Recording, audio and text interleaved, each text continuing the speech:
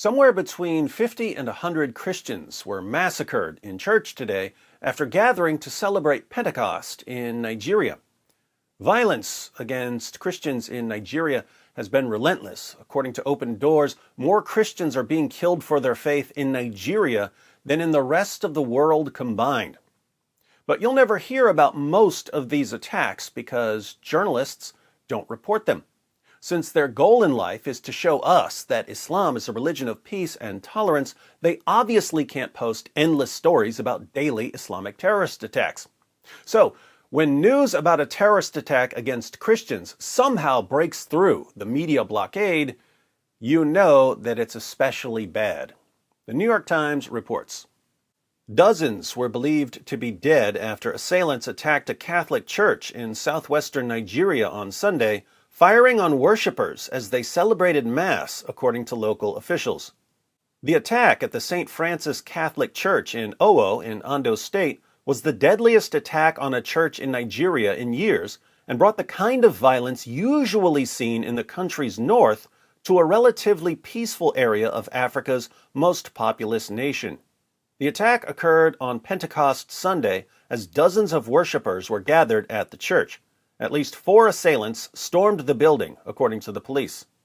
It was the first time that a church had been attacked in the Ondo State in recent years, bringing a new sense of insecurity to a state that had been spared the levels of violence seen elsewhere in Nigeria. Notice, most violence in Nigeria is associated with the north. Ondo State is in the south. What do we know about Nigeria that might give us some clue as to why violence is far more common in the north than in the south? Maybe we'll find a clue as we keep reading. President Muhammadu Buhari, who has promised to end Nigeria's insecurity, condemned the attack as a dastardly act. As of Sunday night, there had been no claim of responsibility, and the motive for the massacre was unclear. Always a mystery. Most attacks on churches have been in the north. I wonder why. But they have become less frequent than they were at the height of the Boko Haram insurgency around 2015. In the southwest, where the church attack took place on Sunday, there have been kidnappings, most often by herdsmen seeking ransom, and there have been conflicts with herdsmen over new restrictions on open grazing. Officials were still assessing the toll of the attack on Sunday. Videos posted on social media showed bodies lying in pools of blood between church pews. Oluwole Ogunmolosiyu, the majority leader of Ondo's State Assembly, went to the scene of the massacre and said he had seen at least 20 dead, including many children. He estimated the death toll at 70 to 100. So, church attacks peaked during the Boko Haram insurgency. Strange that attacks against Christians would spike when jihadis start taking over. As always, Nigerian President Muhammadu Buhari condemns the attack while doing absolutely nothing to stop the violence. Buhari is either totally incompetent or he's complicit. Adelegba Timileyin, a federal lawmaker representing the Owo area, told the Associated Press that at least 50 people had been killed. The attack came amid renewed social and economic tensions in Nigeria, where regular killings and kidnappings have compounded a deep sense of insecurity and resentment of the government ahead of the next presidential election scheduled for February.